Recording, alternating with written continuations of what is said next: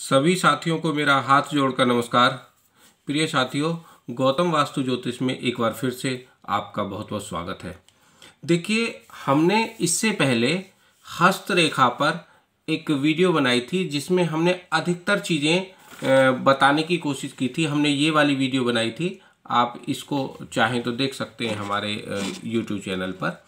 तो इसके बाद में हमारे पास कुछ चीज़ें रह गई थी जो हम बताने जा रहे हैं। अब हम नई वीडियो में आज क्या क्या बताएंगे मैं आपको अभी बता देता हूं।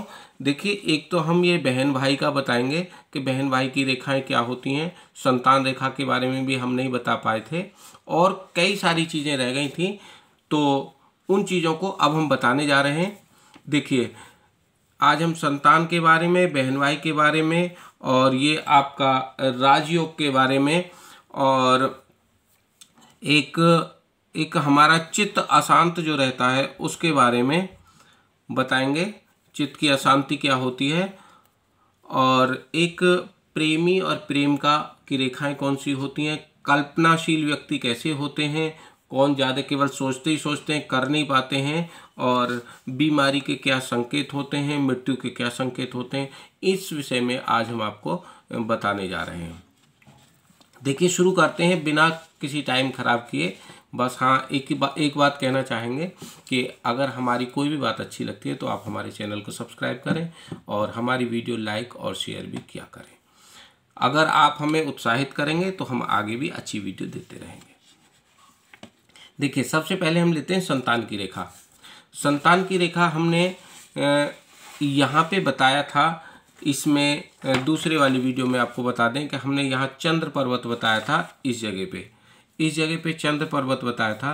तो यहाँ ये होता है चंद्र पर्वत, ये चंद्र पर्वत होता है। तो चंद्र पर्वत पर ये इसके बिल्कुल साइड में यहाँ पे संतान की यहाँ पे होती है ये बहन भाई की रेखाएं। अभी हम बहन भाई की रेखाएं बता रहे हैं। तो ये चंद्र पर्वत होता है और चंद्र पर्वत पर ये बिल्कुल इसकी साइड में ये बहन भाई की रेखाएं होती हैं। ये बहन और भाई की रेखाएं, ठीक है, बहन भाई की रेखाएं होती हैं। तो इसके बारे में अभी हम बताएंगे कि ये रेखाएं इस प्रकार से बनी होती हैं। कुछ रेखाएं बहुत हल्की होती हैं और कुछ रेखाएं ऐसे बहुत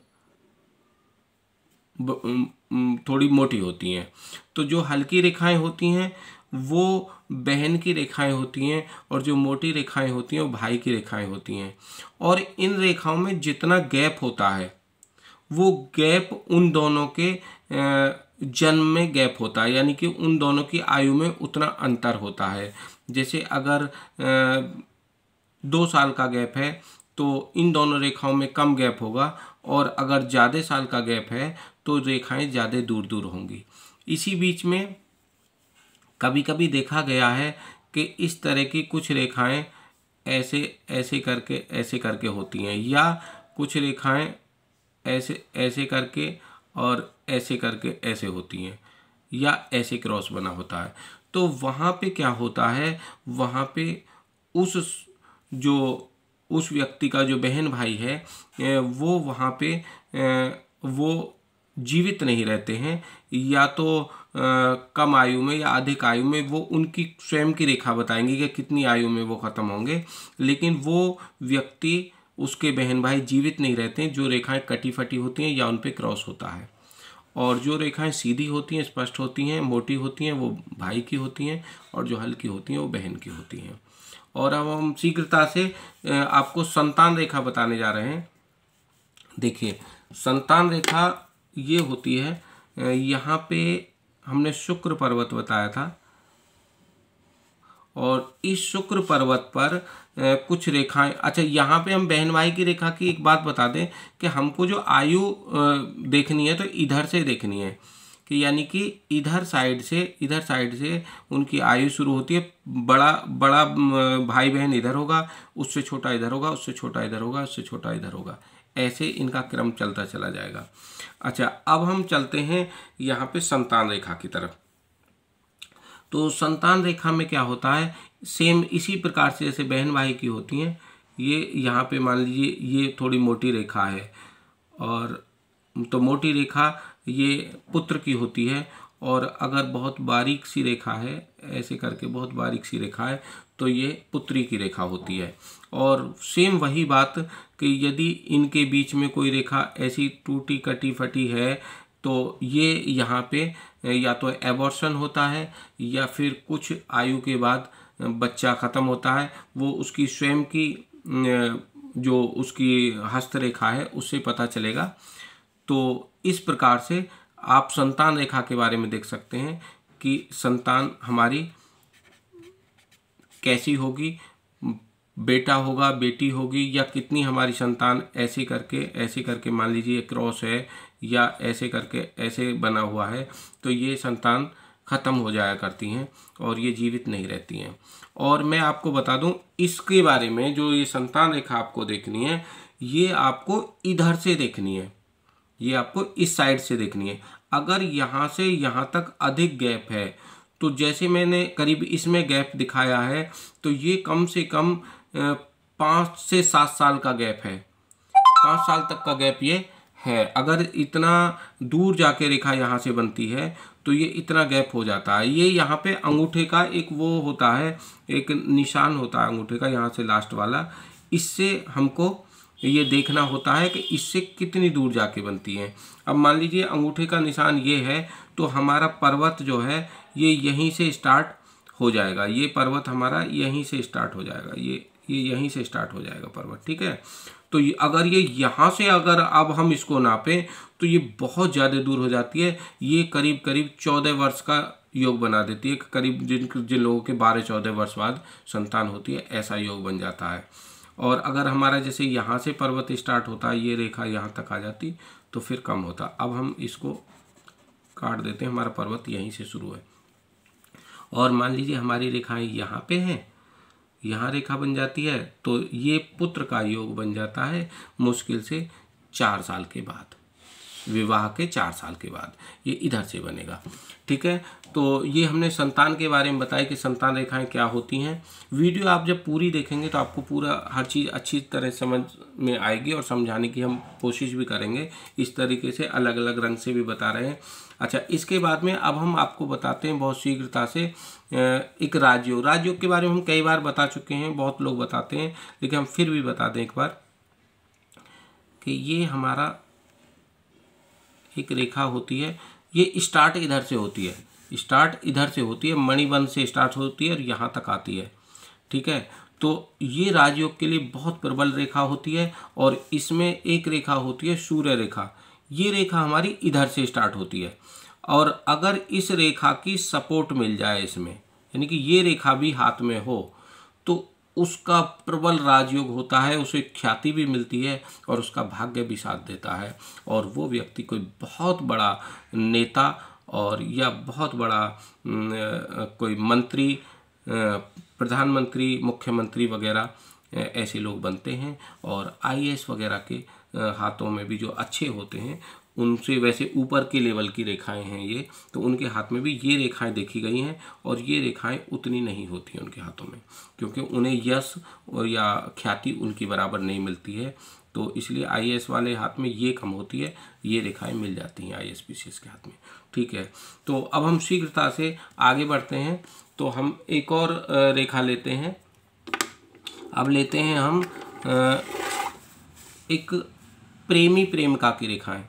देखिए, प्रेमी प्रेमिका की रेखाएं, ये यहाँ तक ये हो गया, ये बुद्ध का पर्वत हो गया, ये सारे दूसरे उसमें बता दिया था हमने। तो यहाँ से हम इसको इधर से, इसको हम जो है स्टार्ट करते हैं इधर साइड से, इसको हम इस साइड से स्टार्ट करते हैं। यहाँ से ये रेखाएं विवाह की रेखाएं होती हैं, ठीक है। और इस तरीके से किसी की ऐसे कटी फटी होती है तो ये विवाह की रेखा डैमेज मानी जाएगी।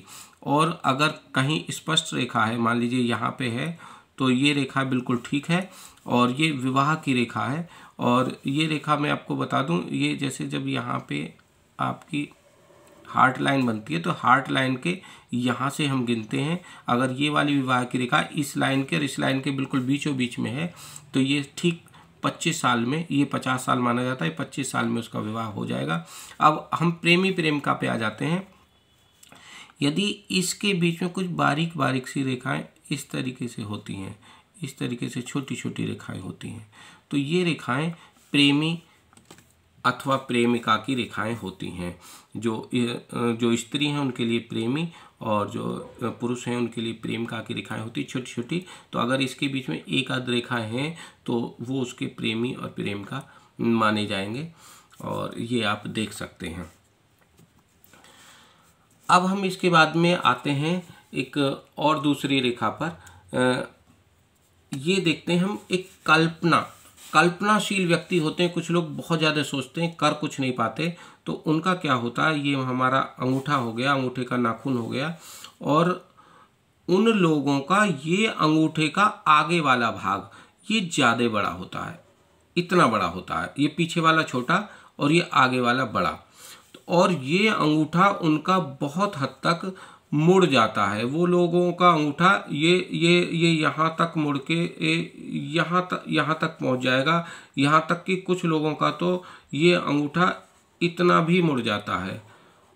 ठीक है, तो जिन लोगों का अंगूठा बहुत ज़्यादा इस तरीके से मुड़ जाता है, इस तरीके से मुड़ जाता है, ऐसे करके ऐसे और ज़्यादा, जितना भी ज़्यादा मुड़ जाएगा इधर को, तो ये लोग बहुत ज़्यादा कल्पनाशील होते हैं। और जिनका ये वाला पोर्शन बहुत बड़ा होता है वो बहुत ज़्यादा सोचते हैं, और जितना मुड़ जाता है उतने दयालु होते हैं, कल्पनाशील होते हैं।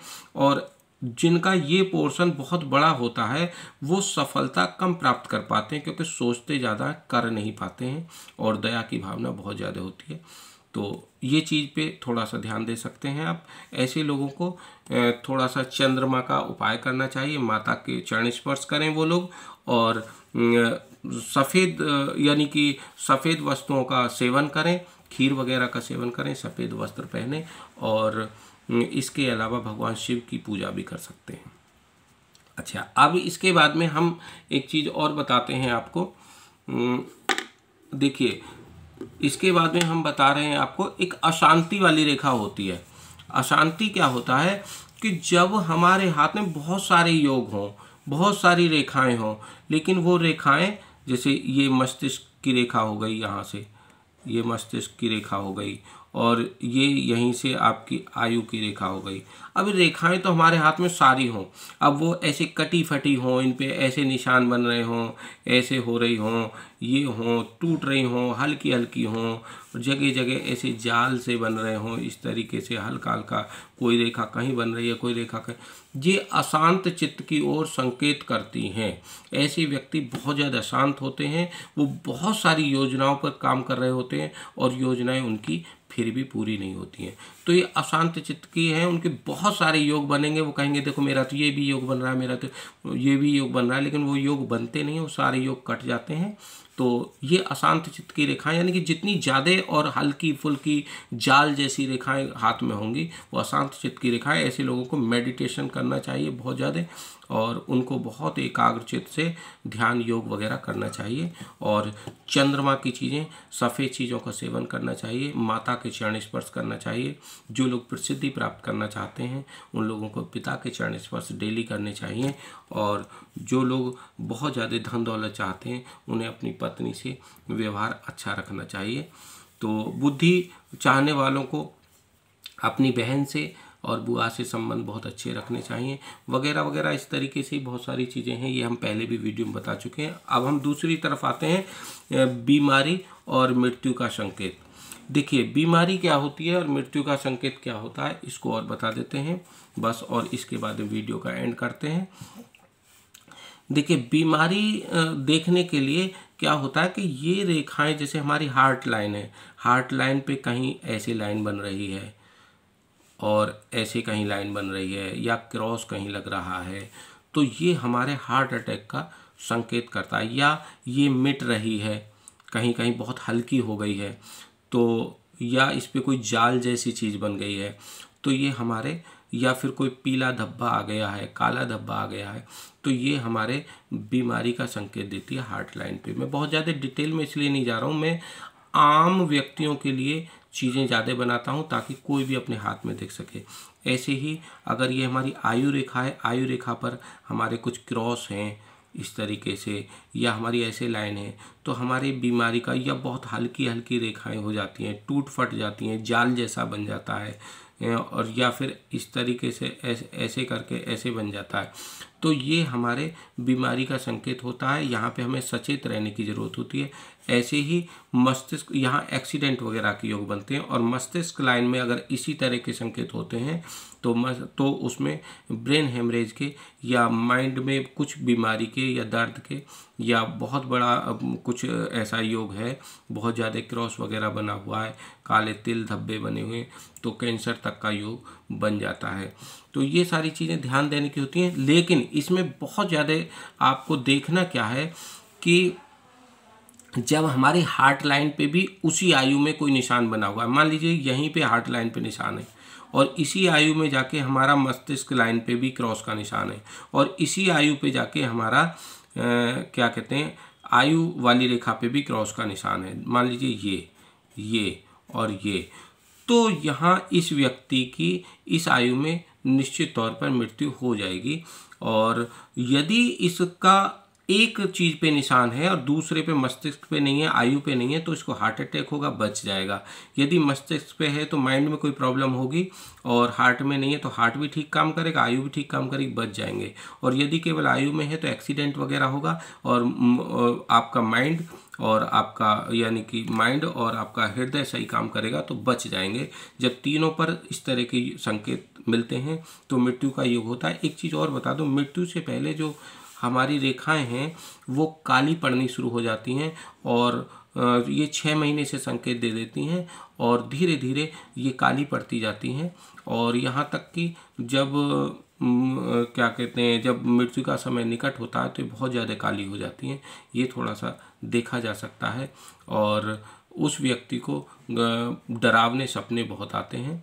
और इसके अलावा एक चीज़ और बता दूं उसका संकेत, कि उस व्यक्ति को अपना चेहरा भी शीशे में धुंधला दिखाई देना शुरू हो जाता है। खैर, आज के लिए इतना ही।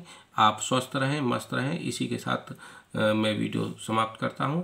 आपके कमेंट्स, लाइक, शेयर और सब्सक्राइब की उम्मीद के साथ नमस्कार।